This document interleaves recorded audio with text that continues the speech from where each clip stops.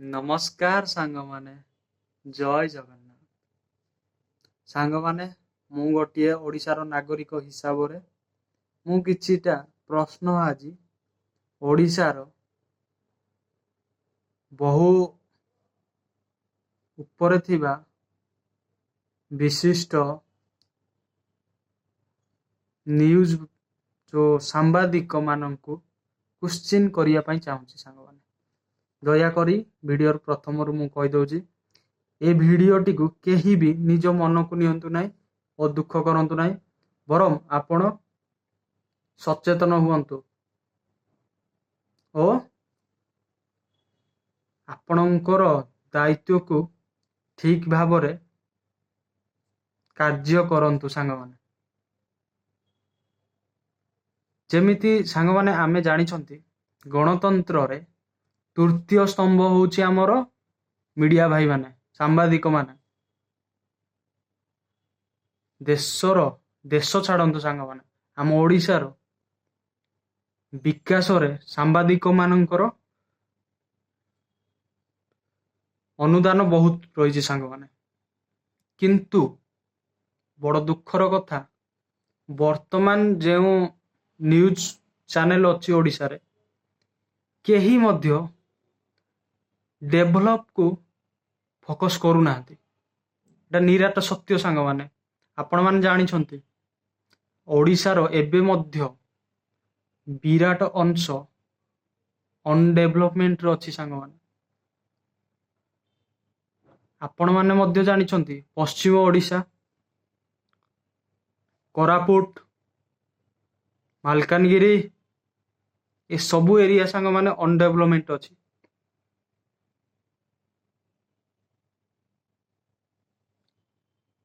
ସାମ୍ବାଦିକ ମାନେ ଆଜି ସେ ମକିମ ଚାଲିଗଲା, କାଲି କା ଝିଅ ବାହାଘର ହେଲା, ରାଜନେତା ମାନେ ଗାଡ଼ି କିଣିଲେ, ଇଏ କିଣିଲେ, ସେ ସବୁ ନ ଦେଖେଇକି ଯଦି ଆପଣ ମାନେ ପଶ୍ଚିମ ଓଡ଼ିଶା, ଦକ୍ଷିଣ ଓଡ଼ିଶା ଏସବୁ ଓଡ଼ିଶାର ରିଆଲିଟି ସରକାର ପାଖକୁ ଦିଅନ୍ତି, ତାହେଲେ ହୁଏତ ସରକାର ମଧ୍ୟ ବାଧ୍ୟ ହେବେ ସେ ଅଞ୍ଚଳ ଗୁଡ଼ିକୁ ଡେଭଲପ କରିବା ପାଇଁ। ମୋର ବିନୀତ ଅନୁରୋଧ ସମସ୍ତ ସାମ୍ବାଦିକ ଭାଇମାନଙ୍କୁ, ଦୟାକରି ଆପଣମାନେ ସରକାରଙ୍କ ପାଖରେ ରଖନ୍ତୁ, ସରକାର ମାନଙ୍କୁ ବାଧ୍ୟ କରନ୍ତୁ କେମିତି ସେ ଡେଭଲପମେଣ୍ଟ କରିବା ପାଇଁ ଚେଷ୍ଟା କରିବେ, ନା କି କେହି ଦେହକୁ ନେବେନି ସାଙ୍ଗମାନେ, ନା କି ତାଙ୍କ ପ୍ରଶଂସା ଗାଇବା। ଆପଣମାନେ ହେଉଛନ୍ତି ଦେଶର ତୃତୀୟ ସ୍ତମ୍ଭ, ଆମ ରାଜ୍ୟର ତୃତୀୟ ସ୍ତମ୍ଭ ସାଙ୍ଗମାନେ। ଆପଣମାନେ ହିଁ ଆମ ରାଜ୍ୟକୁ 1 ନମ୍ବର କରିପାରିବେ ସାଙ୍ଗମାନେ। କିନ୍ତୁ ଆପଣ ଏଟା ବର୍ତ୍ତମାନ କରୁନାହାନ୍ତି, କେବଳ ଆପଣମାନେ ପ୍ରଶଂସା ଗାଉଛନ୍ତି ସେଇ ରାଜନେତା ମାନଙ୍କର। ଏଟା କାହିଁକି ହେଉଛି ଓଡ଼ିଶାବାସୀଙ୍କର ଗୋଟିଏ ବଡ଼ ପ୍ରଶ୍ନ ବର୍ତ୍ତମାନ ହେଇଗଲାଣି। ଆପଣମାନେ ଆପଣଙ୍କ କର୍ତ୍ତବ୍ୟକୁ ଠିକ୍ ଭାବରେ ତୁଲାନ୍ତୁ, ଦେଖିବେ ଆପଣମାନଙ୍କର ଆଗାମୀ ପିଢ଼ି ଖୁସିରେ ସେଇ ଓଡ଼ିଶାରେ ହିଁ ପାଠ ପଢ଼ିବେ ଓ ଜବ୍ କରିବେ। ନହେଲେ ଆମେ ଯେମିତି ଆଜି ଦାଦନ ଖଟିବା ପାଇଁ ଆସିଛୁ ସାଙ୍ଗମାନେ, ଆପଣମାନଙ୍କର ନେକ୍ସଟ ପିଢ଼ି ମଧ୍ୟ ବି ସେମିତି ଦାଦନ ଖଟିବେ। ଆଉ ଏ ଭିଡ଼ିଓ ମାଧ୍ୟମରେ ମୁଁ ଗୋଟିଏ କଥା କହିବି ସରକାରଙ୍କୁ, ସରକାର ଦୟାକରି ବିଧାୟକ ମାନଙ୍କର ପଇସା ବଢ଼େଇଲେ ସେଥିରେ ତ ଆମେ କିଛି କରିପାରିବୁନି ସାଧାରଣ ଲୋକ, ଦୟାକରି